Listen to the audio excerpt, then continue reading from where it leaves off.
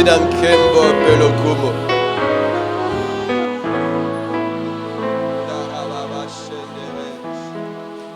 Alléluia. C'est toi et toi seul qui mérites honneur, gloire pour toujours et toujours. Et nous te bénissons, Père. Alléluia. Aujourd'hui et les dimanches prochains, parler d'un thème ou d'un sous-thème, les secrets d'une vie féconde. Les secrets d'une vie féconde, ou si vous voulez, pour une vie féconde. Pour une vie féconde. Je nous propose ce matin 2 textes. Le premier, c'est dans Jean 12, 24.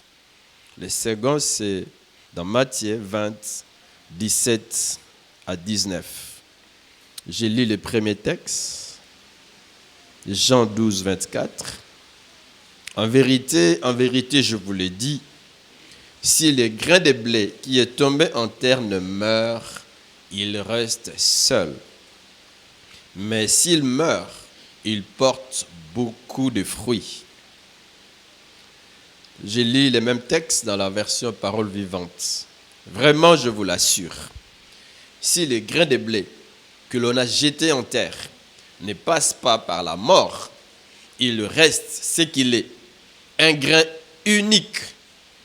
Si par contre il meurt, il donne naissance à d'autres grains et il porte du fruit en abondance. Amen. Matthieu 20, 17 à 19. Pendant que Jésus montait à Jérusalem, et le Fils de l'homme sera livré aux principaux sacrificateurs et aux scribes. Ils le condamneront à mort et ils le livreront aux païens pour qu'ils se moquent de lui, les battent de verges et les crucifient. Et le 3e jour, il ressuscitera. 2 textes importants en rapport avec l'œuvre de Christ, en rapport avec sa mort. Texte important. Dans le 2e texte de Matthieu, Jésus est en route pour Jérusalem. En fait, c'est sa dernière semaine. Il a vécu pendant 33 ans.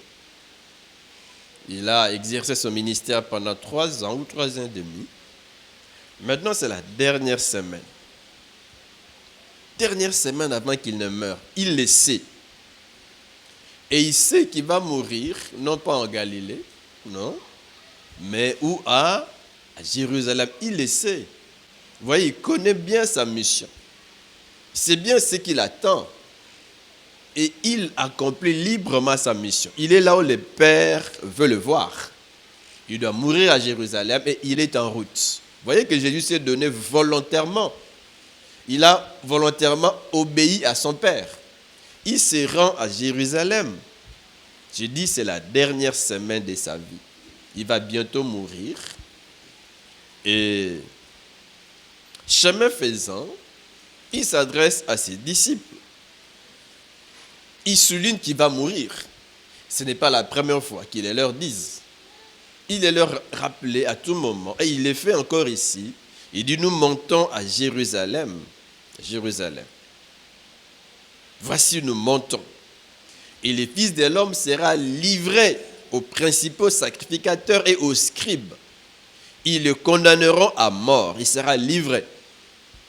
Les principaux sacrificateurs, ce sont les dirigeants,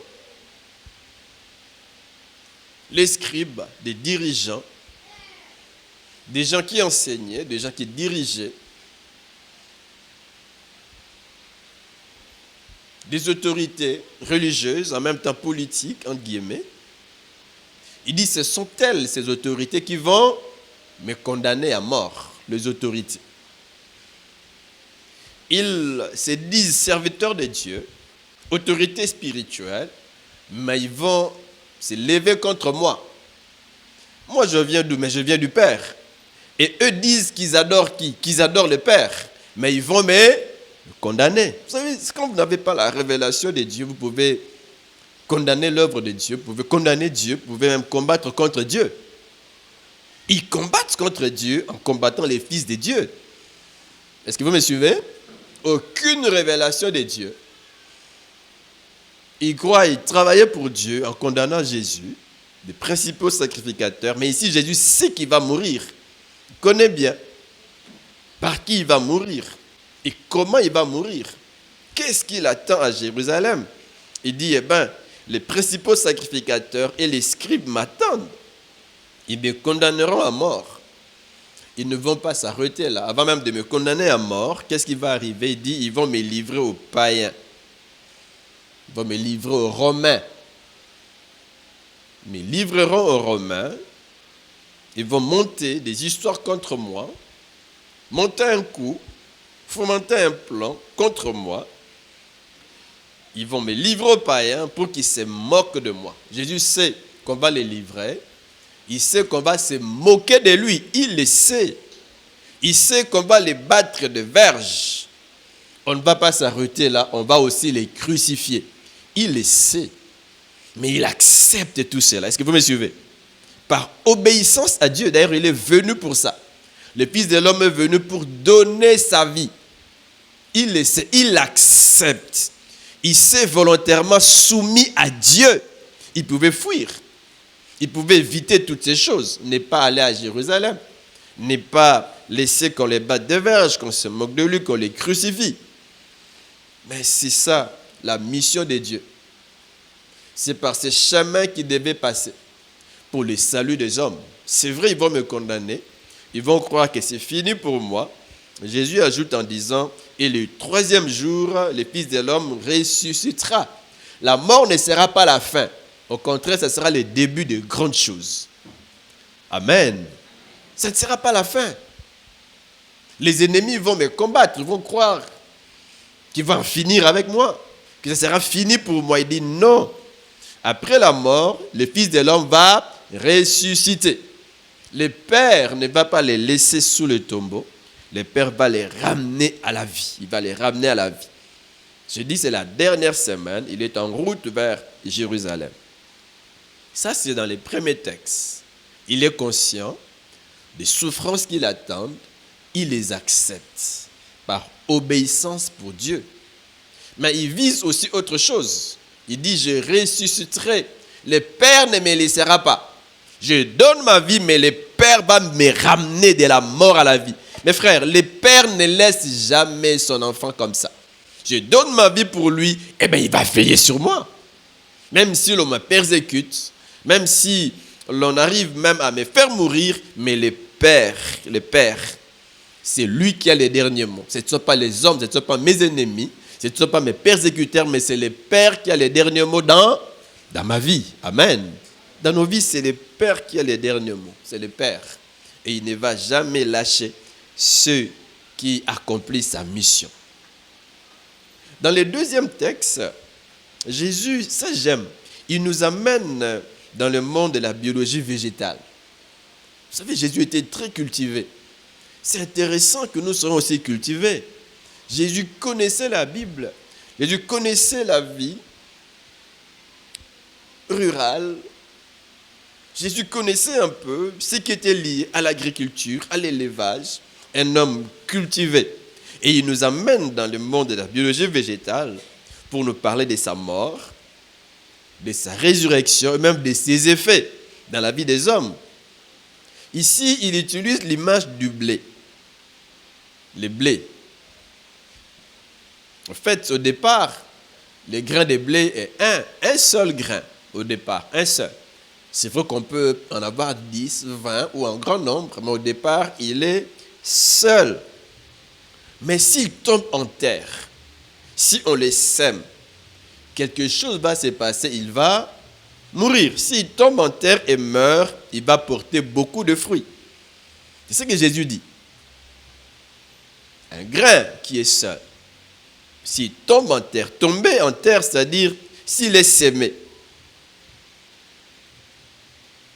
si les cultivateurs les sèment, si les fermiers les sèment, il ne doit pas être gardé dans les greniers, non. Le grain de blé est fait non pas pour être gardé dans les greniers, non, pour être gardé dans les greniers. Peu importe le temps qui y passera, il ne produira rien. J'ai dit au contraire, il sera détruit. par des insectes, rongé par des vers. Le grain de blé doit tomber en terre, c'est-à-dire être sémé. 2, le grain de blé doit mourir. Il ne s'agit pas ici d'être détruit, non. Il doit mourir, c'est-à-dire qu'il doit être sous la terre. Il doit être enfoui dans la terre. Est-ce que vous me suivez? Je suis dans mon champ, les champs de blé, je sème. Il faut que les grains soient enfouis dans la terre, enfouis. Et c'est là, sous la terre, qu'il va subir, dans un premier temps, des transformations, l'action conjuguée de la chaleur et de l'humidité. C'est sous la terre, il y a de l'humidité, il y a de la chaleur. C'est sous cette action conjuguée, n'est-ce pas, que le grain va se décomposer, va peut-être pourrir, le coq va être brisé pour enfin germer. Est-ce que vous me suivez? Une action sous la terre, une action dure, il y a de la chaleur, la température qui chauffe les grains. Au même moment, il y a de l'humidité. Vous savez, quand vous semez un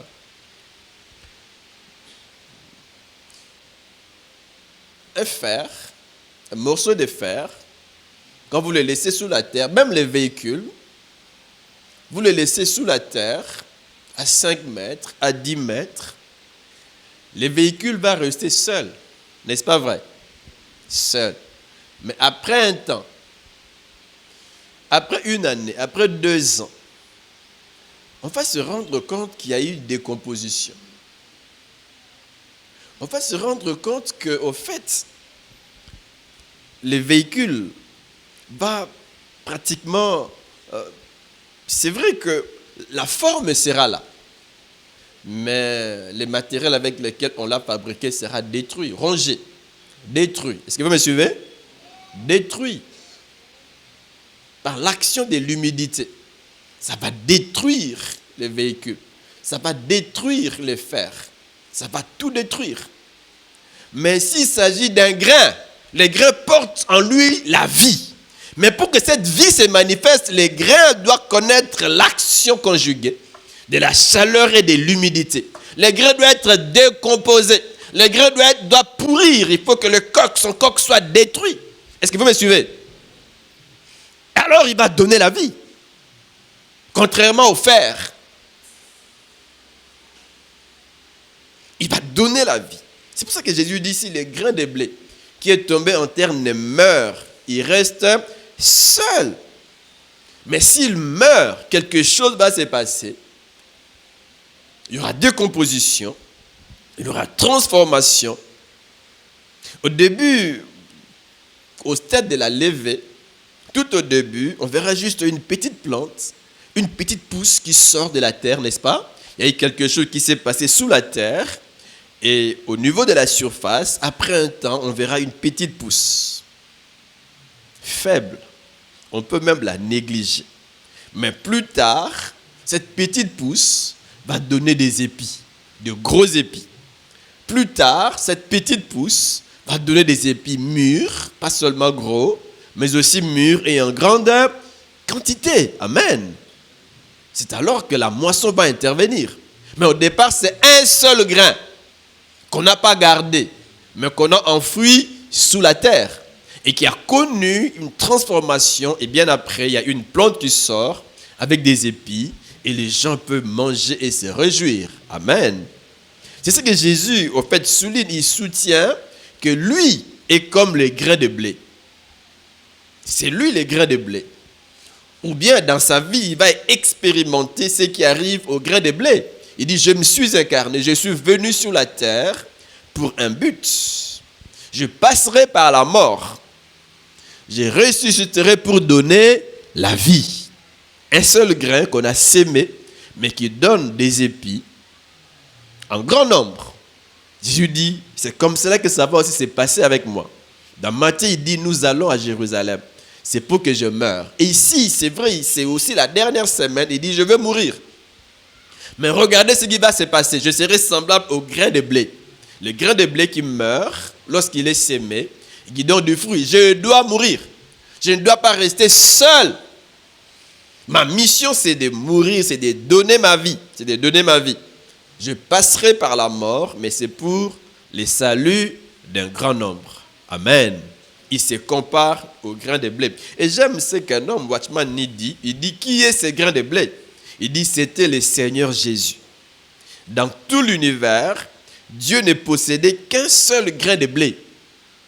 Un seul. Il ne l'a pas gardé. Non. Un seul grain de blé. Il n'en avait pas un second. Dieu mit cet unique grain de blé dans la terre. Il mourut. Et dans la résurrection, les grains uniques devaient les grains premiers-nés, car de ces seuls grains sont nés beaucoup d'autres grains. De ces seuls grains qui est Jésus, vous êtes nés. Moi, je suis né. Et nous tous, nous pouvons nous retrouver ici pour adorer le Seigneur. Amen. C'est ça, au fait, les résultats de la mort de Jésus. Il y a des résultats pour lui-même que nous avons examinés, n'est-ce pas, les dimanches passés, mais aussi des résultats pour nous. L'Église est née. Vous savez ce qui s'est passé le jour de la Pentecôte. Au départ, il n'y a qu'un nombre limité de gens. Il y a 12 apôtres avec quelques femmes, quelques disciples qui étaient avec eux, qui expérimentent l'action de l'Esprit. Ils expérimentent la Pentecôte. Et le jour de la Pentecôte, Pierre va prendre la parole pour prêcher. Et combien d'hommes vont se convertir le jour de la Pentecôte? Combien? 3000. Une seule prédication puissante, mais qui amène 3000 personnes au salut. Quelle croissance! Jésus qui est seul, il a maintenant ses disciples, un groupe restreint des membres qui proclament l'évangile et 3000 sont sauvés. Et quelques temps après, c'est 5000 qui étaient sauvés. Après les 5000, on dit qu'il y a eu une multiplication de communautés. Tout est parti de Jérusalem, mais maintenant à Samarie, il y a une communauté. À Jérusalem, une communauté. Et un peu partout, même en dehors de la Palestine, les gens se convertissent. Ils se donnent à Jésus. L'évangile est prêché dans tout l'Empire romain. Et l'évangile nous est parvenu, même nous ici en Afrique et en RDC. Ça, c'est l'œuvre de Jésus. C'est parce qu'il s'est donné. Les seuls grains que Dieu avait, il l'a perdu, entre guillemets. Il l'a livré, il l'a sémé. Et l'Église est née. Et nous sommes là. Amen. Nous sommes là. C'est ce que dépeint Ésaïe, dans Ésaïe 53, 1 jusqu'à la fin, mais je lis du 10e au 12e verset. Ésaïe parle, il dit, il a plu à l'Éternel de les briser par la souffrance. Jésus a été brisé par la souffrance. Lui-même a décrit ses souffrances. Il dit, je serai battu de verges, on va se moquer de moi, on va me crucifier. Il a souffert. Après avoir livré sa vie en sacrifice pour les péchés, il verra une postérité. Il prolongera ses jours. Il verra une postérité. Et l'œuvre de l'Éternel prospérera entre ses mains. 11. À cause du travail de son âme, il rassasiera ses regards. Il verra beaucoup de gens venir au Seigneur. Par sa connaissance, mon serviteur juste justifiera beaucoup d'hommes. Et il se chargera de leurs iniquités, ainsi de suite. Voyez, à cause de son œuvre, Ésaïe 53, 10 à 12, à cause de son œuvre, Dieu l'a brisé par la souffrance, il s'est donné pour le péché des hommes, mais il sera récompensé. Beaucoup d'hommes vont se tourner vers le Seigneur. C'est un peu ce qui est arrivé avec nous. Nous nous sommes tournés vers Dieu. Nous avons été sauvés, mes frères. Amen. Donc c'est par son abaissement, c'est par ses souffrances, c'est par sa mort que le salut de Dieu est disponible. C'est par la souffrance, par la mort que des hommes et des femmes aujourd'hui sont sauvés. Que l'Église est née et que l'Église se répand partout dans le monde. Parce que, mes frères, Jésus s'est donné. On comprend qu'il n'y a pas de vie féconde sans la mort. Pas de vie féconde sans la mort. Pas d'église sans la mort de Jésus. Pas de salut des hommes sans la mort. Est-ce que vous me suivez? Le salut, nous l'avons obtenu par Jésus. Ce n'est pas par un prophète. Ce n'est pas par un homme autre que Jésus. C'est par lui. Et c'est à cause de sa mort que nous avons été sauvés. Jésus veut dire, je donnerai ma vie, mais je ne la donne pas pour rien. Beaucoup vont être gagnés, beaucoup. Est-ce que vous me suivez? Beaucoup. Il n'a pas fui la mort, il n'a pas fui les souffrances parce qu'il voyait les résultats. Les résultats. Je ne renonce pas, même si on me bat, même si on se moque de moi. Je tiens bon, j'accomplis ma mission. Le Fils de l'homme est venu non pour servir, mais non pour être servi, mais pour servir et donner sa vie en rançon pour plusieurs. En rançon pour plusieurs. Pour plusieurs. C'est ça les fruits. Jésus avait une vie féconde. C'est parce qu'il s'est donné que plusieurs ont été sauvés, que nous avons été sauvés, que de par le monde, les hommes peuvent louer Dieu, peuvent appeler Dieu leur Père. C'est à cause du travail de Jésus. C'est à cause de son œuvre. Je dis qu'il n'y a pas de vie sans la mort. Sans la mort. Il n'y a pas de vie féconde sans la mort. Et nous ne pouvons pas, nous aussi, avoir une vie féconde, une vie qui porte du fruit, sans être comme les grains de blé. Le grain de blé qui est passé par la mort. Jésus, le grain de blé passé par la mort, et l'Église est née, et nous sommes sauvés. Dieu a plusieurs enfants en dehors de Jésus qui le louent, qui l'adorent. Nous aussi, si nous voulons avoir une vie féconde, une vie qui donne gloire à Dieu, eh bien, nous devons passer par la mort. Est-ce que vous me suivez? Nous devons passer par la mort, par la mort. Par la mort. Pas de vie féconde. La transformation de notre vie, même notre croissance intérieure, n'est possible que si nous passons par la mort, si nous passons par la souffrance. Nous venons à l'église, mais ce que Dieu attend de nous, c'est que notre vie change. Ce que Dieu attend de nous, c'est que nous soyons des vrais, des vrais. Est-ce que vous me suivez? Des vrais. C'est que notre vie soit transformée. Mais cette transformation n'est possible que si nous passons par la mort. Sans la souffrance, sans la mort, nous resterons comme nous l'avons été avant. Rien ne va changer en nous.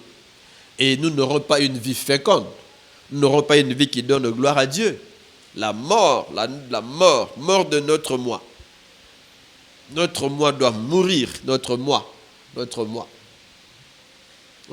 doit mourir. Il y a un homme, un ancien catcheur, qui dit, mais pasteur, vous savez, cet homme-là m'a provoqué. Il m'a provoqué. Tout le monde a na bosana ki na mundimi. Na ma Bible pembeni na corriger. Est-ce que Moutabo a koufa? Non. Le mot agit encore. C'est pas un homme transformé. Il n'y a rien de bon en lui. Sa vie ancienne agit encore. Il m'a provoqué, je l'ai rossé, je l'ai corrigé. Dans la Bible pembeni. Et puis tu le racontes aussi au pasteur. Dans ma Bible pembeni, na corrigé. Moi, j'ai un catcheur, hein? J'ai un boxeur. Petit. Est-ce que yo ebinga? Dans nos coufités? Dans nos coufités. Dans nos coufités. Peut-être que vous avez déjà eu l'occasion d'aller dans une morgue.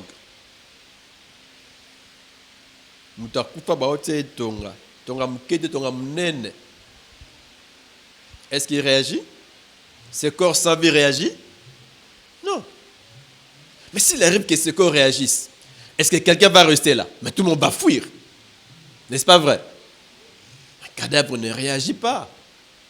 La mort.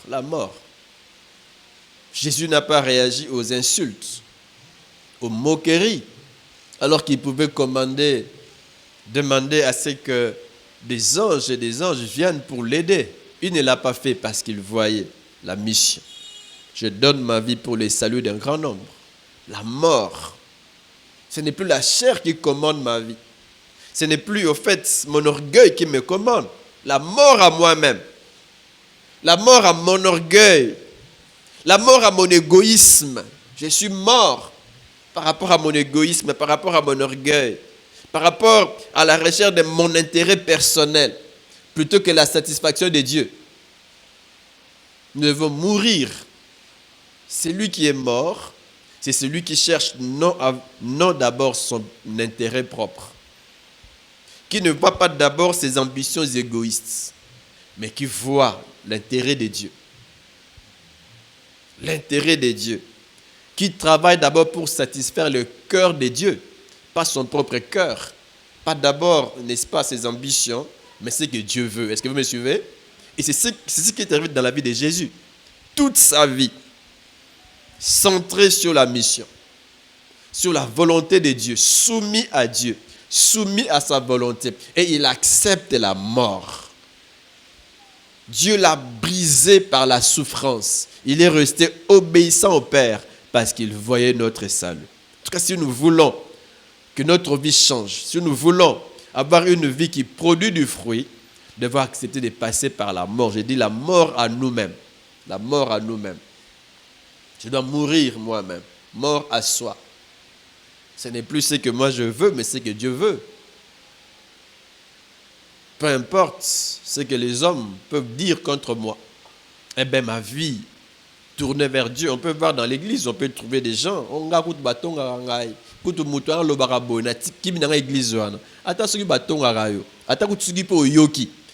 Quelle doit être ta réaction? Est-ce que votre cœur sera rempli de haine? Si oui, c'est que vous n'êtes pas encore mort. On voit un homme comme Joseph.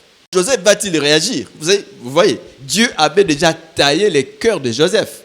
Un homme mort. Mort par rapport à ses émotions. Ce n'est plus la colère qui est dans son cœur. Ce n'est pas la haine qui est dans son cœur. Mais c'est l'amour. L'amour pour ses frères. L'amour, il a pris soin d'eux. Soin de son père, soin de ses frères, de toute sa famille. Certainement aussi soin de Potiphar et de son épouse. Il n'a pas rendu le mal pour le mal. Non, voyez, un cœur qui a été travaillé, un homme mort. Parce que, au fait, Dieu a travaillé son cœur. Que Dieu travaille nos cœurs, que Dieu travaille nos vies. Dieu peut travailler nos vies par la souffrance. Acceptons la souffrance. Souffrance à cause de l'œuvre de Dieu. Acceptons la souffrance. Acceptons même de nous dessaisir de certains biens qui peuvent nous conduire loin de Dieu, juste pour la mission. Est-ce que vous me suivez? Jésus regardait à la mission. Jésus regardait aux fruits, le salut des hommes. Peu importe ce qui peut nous arriver sur la terre, regardons à ce que Dieu nous réserve là au ciel. Acceptons la mort. Acceptons la honte à cause de Dieu. Oui, si j'abandonne cette vie, je n'aurai plus d'argent.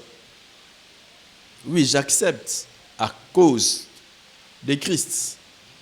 Ce que Dieu réserve pour nous est grand. Est-ce que vous me suivez? Ce que Dieu a en réserve pour nous, là au ciel, c'est grand. Donc lorsque je vis, ma vie, ce n'est pas seulement en rapport avec mon existence sur la terre. C'est vrai, je vis, je dois manger, je dois bien vivre. Mais au-delà de ma vie sur la terre, il y a une autre vie qui m'attend demain. Il ne faut pas que sur la terre, peu importe en fait les obstacles sur la terre, je regarde là-bas. Je tiens bon parce qu'il y a quelque chose de meilleur qui m'est réservé là-bas. Il n'y a pas de vie féconde. Il n'y a pas de vie qui donne gloire à Dieu. Il n'y a pas de croissance. Il n'y a pas de transformation si nous ne passons pas par la mort. La mort, j'ai dit, la mort par rapport à moi, la mort par rapport à notre orgueil, la mort à soi, mort à ses ambitions égoïstes, mort à ses propres intérêts. Même la mort par rapport à ses passions mondaines. Dans notre corps, nous pouvons avoir des passions. Dans Colossiens 3,5, Paul dit quelque chose d'intéressant. Il dit, livrez donc à la mort et maintenez-y les aspirations qui dans votre vie appartiennent à la terre. Faites mourir. Parole biblique dit, livrez à la mort. Maintenez-les. Pas seulement livrer, mais il faut les maintenir. On peut livrer les passions au début lorsqu'on se convertit, mais on ne les maintient pas. On se sépare de John, on se sépare d'Antoinette, mais après on renoue les relations. Ou si on ne rentre pas avec Antoinette, mais on cherche une autre. Là, on n'est pas encore mort. Au début, oui, on dit oui, je suis mort. J'abandonne la tricherie. Je délaisse ceci, je délaisse cela. Mais après, comme un chien qui vomit et qui va manger, n'est-ce pas ce qu'il a vomi? Là, on n'est pas encore mort. Est-ce que vous me suivez? On n'est pas encore mort. Livrez donc à la mort et maintenez-y. Maintenez-les. Paul parle de l'immoralité, des pensées impures, des passions incontrôlées, des désirs inavouables et beaucoup d'autres choses. Il n'y a pas de transformation, je répète, il n'y a pas de croissance, il n'y a pas de vie féconde. Nous ne pouvons pas produire du fruit si nous n'acceptons pas volontairement de passer par la mort. Si nous n'acceptons pas de souffrir à cause du nom de Jésus. Si nous n'acceptons pas de nous séparer de certaines choses qui sont attachées à nous, mais qui nous empêchent d'être ce que Dieu veut. Si nous n'acceptons pas que l'œuvre de Dieu s'opère librement en nous. Vous savez que Dieu, comme nous le voyons, Dieu coupe des choses en nous. Dieu vient nous émonder. Il vient nous pousser à renoncer à des choses, à renoncer aux habitudes, à renoncer à certaines pratiques attachées à nous, mais qui ne lui donnent pas gloire. Est-ce que vous me suivez? Très important, mes frères. Sinon, il n'y aura pas de vie. C'est pour cela que souvent, on s'inquiète, on se dit, mais comment mon mari va à l'église, mais il reste comme il a été. Vous voyez? Mon épouse dit qu'elle prie. Aza maman mokambi, aza boye, mais sa vie reste la même. Mais comment ce frère est à l'église depuis les débuts? Depuis que l'église a commencé, il est là. Mais comment me conduit-il comme cela? Comment cette sœur me conduit-elle comme cela? Vous voyez? Elle n'est pas encore passée par la mort. Il n'est pas encore passé par la mort. On a l'église, mais on n'a pas une vie transformée parce qu'on n'est pas encore passé par la mort. Que Dieu nous brise, mes frères. Acceptons de passer par la mort en disant, Seigneur, fais-moi passer par la mort. Brise-moi. Il y a l'action de Dieu que nous devons accepter, mais il y a aussi nous-mêmes qui devons nous décider. Quand je sais que j'ai une Antoinette à côté, alors que je me dis chrétien, je dois en fait m'arrêter pour dire, j'arrête avec Antoinette. Est-ce que je me fais comprendre? Il y a l'action de Dieu, mais il y a aussi notre propre décision, notre propre responsabilité de reconnaître que je ne suis pas encore mort. En tout cas, moi, par rapport aux injures, je ne suis pas encore mort. Moi, par rapport à l'immoralité, je ne suis pas encore mort. Moi, en tout cas, ma façon d'être avec mon mari, avec mon épouse, mes enfants, ça montre que je ne suis pas encore mort. Je viens à l'église, mais j'ai une double vie, je ne suis pas encore mort. Il faut que je le reconnaisse et que j'accepte de les délaisser. Est-ce que je me fais comprendre? Très important. Il n'y a pas de vie féconde. Le secret d'une vie féconde, le secret d'une vie qui donne gloire à Dieu, le secret d'une vie qui produit du fruit, c'est une vie qui est passée par la mort. Jésus est passé par la mort, mais Dieu ne l'a pas laissé là, sous la tombe. Dieu l'a ramené à la vie. Et à cause de cela, nous avons été sauvés. Vous êtes là. Moi, je suis là. Et des milliers de personnes, surtout en ce dimanche matin, louent le Seigneur à cause d'un seul grain que Dieu n'a pas gardé pour lui-même, mais qu'il a laissé, qu'il a sémé. Et ce grain a connu cette transformation et a produit l'Église, des multitudes, des milliers de personnes, partout dans le monde qui louent le Seigneur. Ne gardez pas votre vie pour vous-même. Livrez votre vie à Dieu. Passez par la mort ou passons par la mort. Séparons-nous de tout ce qui peut être en nous un obstacle, de tout ce qui peut nous amener loin de Dieu. Acceptons de nous séparer de ces choses et laissons Dieu travailler nos vies. Et nous aurons une vie féconde, une vie qui donne gloire à Dieu. Beaucoup de gens, en nous regardant, seront édifiés et vont venir au Seigneur. Vous savez que nous pouvons gagner les gens seulement par notre façon d'être, pas forcément par nos paroles. Dans nos entreprises, à la maison, à l'université, beaucoup de gens peuvent se convertir et peuvent même nous suivre à l'église par notre style de vie qui donne gloire à Dieu parce que nous sommes passés par la mort. Il n'y a pas de transformation. Elle ne vient pas parce que je prêche, elle ne vient pas parce que je chante, parce que je travaille pour Dieu, parce que je me dis chrétien. Non, ce n'est pas par des paroles, mais c'est en acceptant la mort, la mort. Parce que la vie chrétienne, c'est aussi ça, c'est la mort. Est-ce que vous me suivez?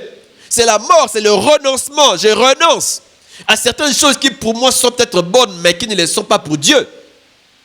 Qui sont bonnes pour moi, mais qui peuvent scandaliser les autres. Je n'entre pas. Je dis non, je n'irai pas là-bas. Je ne boirai pas cela. Je ne ferai pas cela. Ce n'est pas mauvais, mais ça peut scandaliser les gens. J'ai dit non. Est-ce que vous me suivez? J'ai dit non.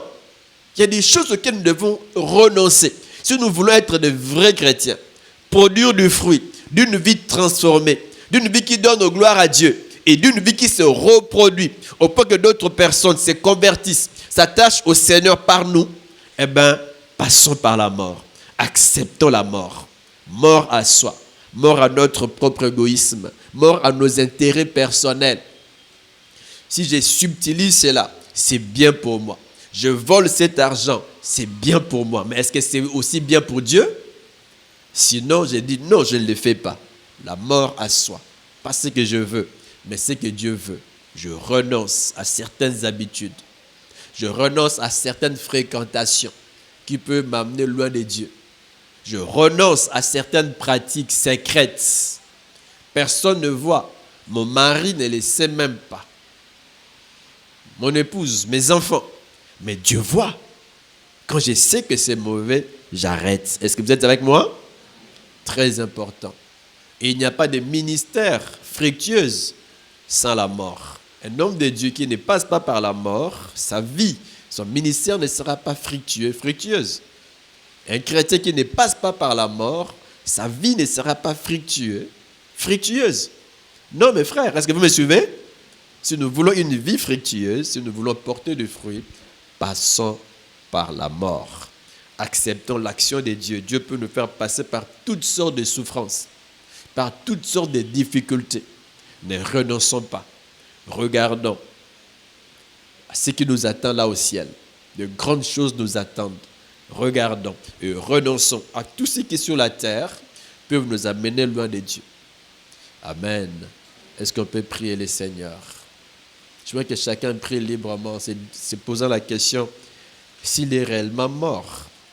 Mort à lui-même, mort à ses ambitions, mort à ses propres intérêts. Mort. Est-ce que je suis vraiment mort? Mort à mes passions. Mort à mes passions. Prions librement le Seigneur.